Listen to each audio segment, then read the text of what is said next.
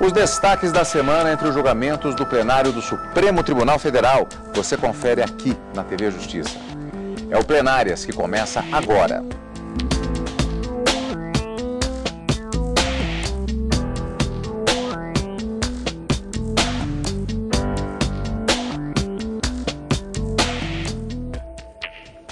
Hoje com os principais momentos das sessões plenárias dos dias 28, 29 e 30 de junho de 2017. Karina, essa semana ela é marcada pelo fato de que tivemos inclusive uma sessão a mais, sessão extraordinária na sexta-feira, dia 30 de junho, porque é a última semana marcando o encerramento das atividades no plenário do Supremo Tribunal Federal, encerrando-se o primeiro semestre de 2017, antes do recesso forense do mês de julho. E também uma outra questão, que é o fato que temos um nome específico para o processo que também marcou a semana. Chama-se colaboração premiada. Exatamente, Cadu. Depois de 3 sessões, longas sessões plenárias, para decidir sobre os limites da atuação do relator e em que momento o plenário do Supremo Tribunal Federal se debruçaria sobre questões envolvendo as colaborações premiadas, nessa semana, definitivamente na quarta-feira, na verdade na quinta-feira, se encerraram todas essas discussões e o plenário do Supremo pôde estabelecer quais são esses limites e parâmetros dentro desse tema da colaboração premiada. E aí já foi a quarta sessão exatamente, Exato. Fechando esse julgamento. Na semana passada, tanto na quarta e na quinta, nós tivemos as sessões plenárias destinadas à discussão apenas desse tema, nessa quarta-feira da mesma forma e na quinta com o encerramento. E na quinta-feira, outros julgamentos também foram realizados, trazendo temas bastante importantes e declarações de inconstitucionalidade ou confirmação de constitucionalidade de leis. Uma lei do Estado, uma lei municipal de Belo Horizonte teve a sua constitucionalidade confirmada no plenário do Supremo, entendendo os ministros que o município pode sim legislar de forma concorrente para atender interesses locais quando o assunto é poluição e proteção ao meio ambiente. Declarar a inconstitucionalidade de uma lei de Santa Catarina que teria ampliado o alcance do Vale Transporte para todos os poderes, executivo, legislativo e judiciário, e o ministro Celso de Mello, relator dessa ação direta de inconstitucionalidade, entendeu que, por vício de iniciativa, haveria uma inconstitucionalidade formal e a lei foi declarada inconstitucional. E um tema de extrema importância e que teve o julgamento iniciado em 2009, que em 2015 a apresentação do voto vista, mas com a suspensão do julgamento, mais uma vez, em razão de um pedido de vista do ministro Luiz Roberto Barroso, na quinta-feira foi resolvido definitivamente, confirmando o entendimento do hoje presidente da República, mas cuja decisão, quando tomada, era presidente da Câmara dos Deputados, Michel Temer, que deu uma interpretação conforme a Constituição, na verdade, uma interpretação ao parágrafo 6º do artigo 62, sobre a suspensão, o trancamento da pauta em razão de medidas provisórias que entram em regime de urgência. A gente vai explicar direitinho como é que isso chegou até o Supremo Tribunal Federal, esse mandado de segurança, e quais foram as decisões proferidas e qual foi a conclusão final que se encerrou efetivamente na sessão plenária na quinta-feira. Esses foram os grandes destaques da quarta e da quinta, e na sexta, vários julgamentos também envolvendo listas dos ministros e algumas ações diretas de inconstitucionalidade, que acabaram sendo julgadas com base em precedentes jurisprudenciais e decisões que já haviam sido tomadas aqui no Supremo Tribunal Federal. Uma sessão rápida na sexta-feira, mas também com trabalhos bastante profícuos.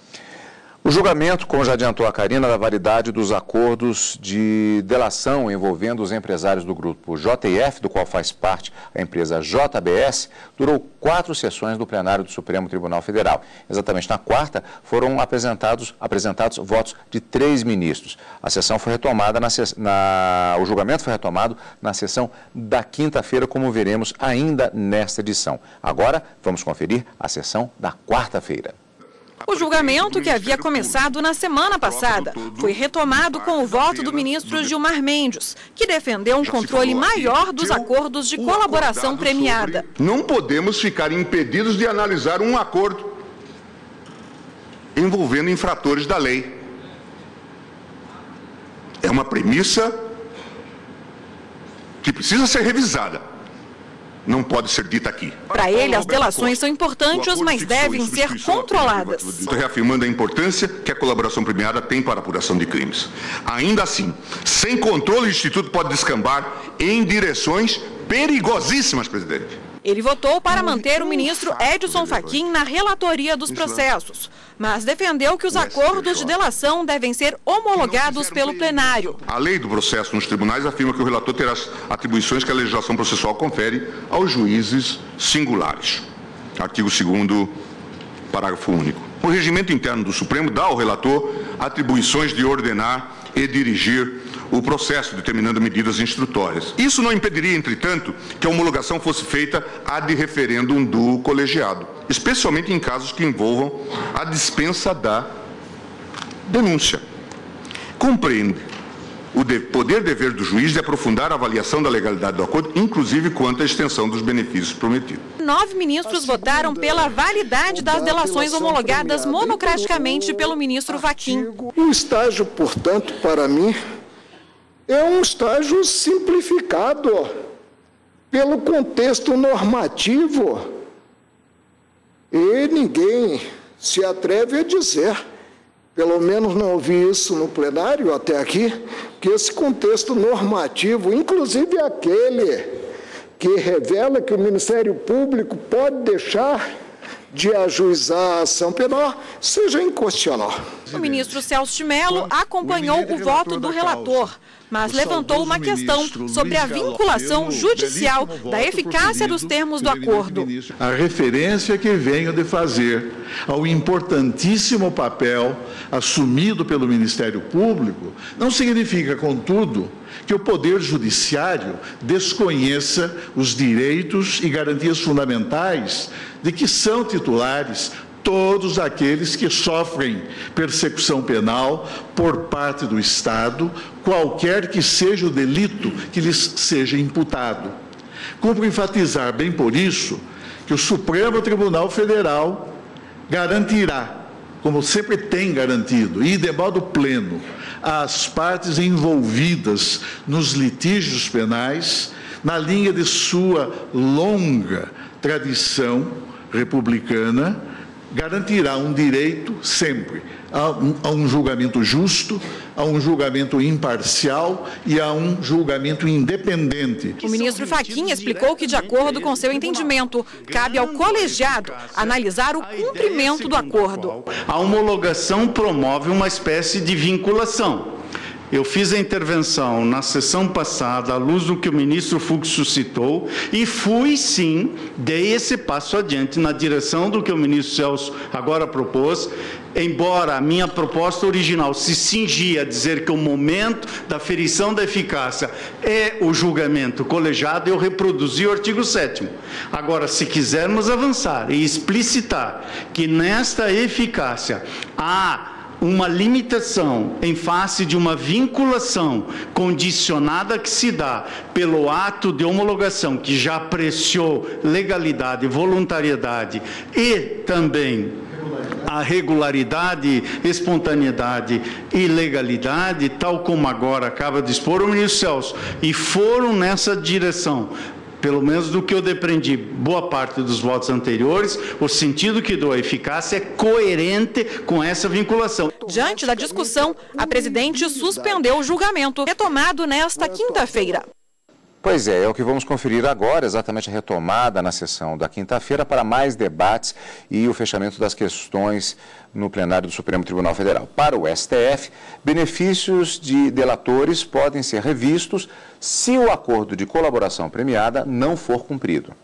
O plenário, que já havia confirmado a permanência do ministro Edson Fachin na relatoria dos processos, decidiu também que cabe ao relator homologar monocraticamente as delações, mas que os benefícios aos delatores podem ser revistos pelo colegiado no fim do processo, se o acordo de colaboração premiada for descumprido. Em debate, há situações em que o acordo poderia ser revisto. Acordo homologado como regular, voluntário e legal gera vinculação condicionada ao quê? A que o colaborador cumpra os deveres assumidos na colaboração No meu modo de ver, não há distância disso para o direito subjetivo do colaborador, é uma forma apenas de expressão, mas foi a expressão que aqui utilizei, vinculação condicionada ao cumprimento dos deveres assumidos pela colaboração, salvo ilegalidade superveniente apta a justificar nulidade ou anulação do negócio jurídico. Vossa Excelência está afirmando que o juiz ou o colegiado, no caso do voto de Vossa Excelência, poderá apreciar os efeitos que foram produzidos daqueles termos acordados, incluídos aí outros fatos supervenientes ou de conhecimento posterior, é isso? Fatos supervenientes ou de conhecimento supervenientes. É isso, ou seja, o colegiado poderá, anulação do negócio. O colegiado apreciará. Eu estou perguntando realmente. Poderá apreciar. Poderá apreciar e não fica vinculado só aquilo como se tivesse fechado. Esse condicionado, senhora presidente, condicionada significa que o direito subjetivo do colaborador nasce e se perfectibiliza na exata medida em que ele cumpre os seus deveres. Houve uma dúvida quanto ao termo vinculação usado na proposta do ministro Fachin. Esse termo vinculação, eu tenho dificuldade, porque a rigor, o que pode ocorrer? O ministro aqui no Supremo, eu mesmo homologuei delações, colaborações, que depois o Ministério Público pediu para ir para a primeira instância porque eram fatos de anexos que não envolviam a autoridade com foro. Vai lá para a primeira instância. Vamos supor, o juiz ignora o que foi feito e dá uma sentença sem levar em consideração nada do acordo. O ministro Alexandre de Moraes sugeriu, então, uma nova proposição, que foi acatada pelo relator e pela maioria dos ministros. O acordo homologado como regular, voluntário e legal deverá, em regra, ser cumprido, deverá, em regra, produzir seus efeitos em face ao cumprimento dos deveres assumidos pela colaboração, possibilitando ao órgão colegiado a análise do parágrafo 4º do artigo 966. Eu estou de acordo com a redação proposta pelo ministro Alexandre de Moraes, ligeiramente alterando o que propõe o ministro Fachin, mas acho que substancialmente trocamos a palavra vinculação pelo dever de observar como regra geral o acordado, condicionado ao cumprimento das obrigações e passível de invalidação com base no parágrafo 4º do 996. A regra, a meu juízo, é que na homologação se examina regularidade, legalidade e voluntariedade. E este julgamento é feito e assim deverá ser observado com ressalva da anulação, da possibilidade de anulação dos atos jurídicos em geral. A ministra Carmen Lúcia esclareceu que a colaboração premiada é um instituto necessário. Este instituto se mantém em vigor, sem ele não se teria chegado ao ponto das investigações e do processo de apuração e de depuração dos crimes, objeto de julgamentos que hoje estarrecem a nação. Fique claro e objetivo que o que foi posto em pauta nesta questão de ordem trazida não é a necessidade de se manter ou não a colaboração premiada.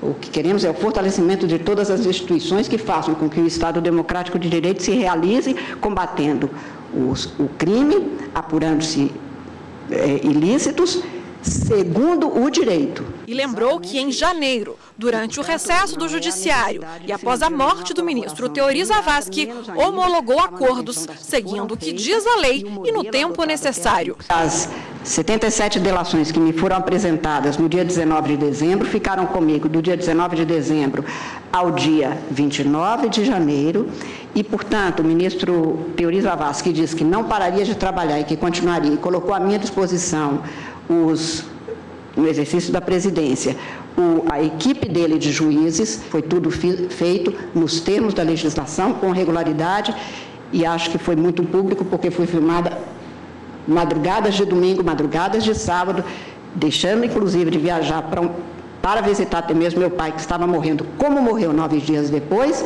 exatamente para fazer face à minha função. Então não foi em 10 dias, foram em 40 e foi para honrar a função do meu cargo.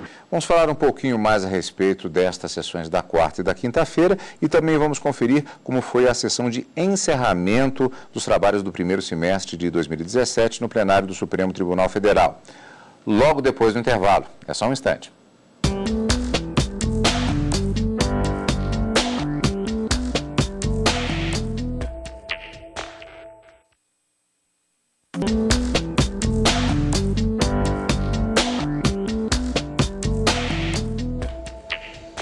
Estamos de volta com plenárias, os destaques da semana. Karina, nós tivemos, daqui a pouco vamos ver a sessão da sexta-feira, que marcou o encerramento do primeiro semestre de 2017. E no primeiro bloco de hoje nós vimos a sessão plenária da quarta e da quinta-feira, fechando-se, portanto, o total de 4 sessões, contando as da semana anterior, em relação à questão da colaboração premiada. O que ficou definido pelo Supremo?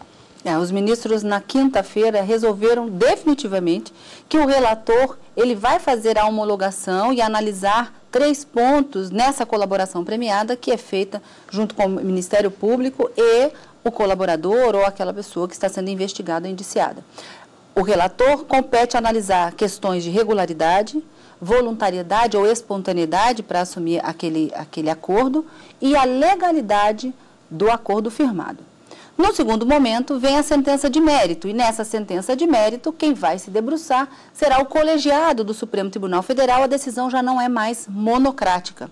E na sessão de quinta-feira, após os debates da sessão de quarta, em que votaram o ministro Gilmar Mendes, ministro Marco Aurélio e ministro Celso de Mello, na quinta-feira, eles decidiram que os ministros no colegiado, além de analisar a eficácia desse acordo, se ele foi efetivamente cumprido e aplicar a decisão final, a sentença final, é possível também que a legalidade do acordo seja verificado caso, após a homologação, surja algum fato superveniente de ilegalidade passível de invalidação ou mesmo anulação daquela colaboração premiada. Então, essa decisão, ao final, questionando inclusive a legalidade envolvendo essas circunstâncias, pode também ser apreciada pelo órgão colegiado. Essa era, inclusive, uma preocupação que foi manifestada na sessão plenária da sexta-feira, logo no início da sessão, pelo ministro Gilmar Mendes, que pelo plenário ou pelo colegiado serão analisados posteriormente à homologação, tanto eficácia como legalidade também, envolvendo essas possibilidades.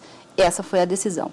Mas na quinta-feira, além desse julgamento finalizado, que, como nós dissemos, foi a quarta sessão plenária em que se discutia esse mesmo tema, outros assuntos foram trazidos ao plenário e, como eu disse no início do programa, uma questão que desde 2009 teve o julgamento iniciado foi definitivamente resolvido na sessão da quinta.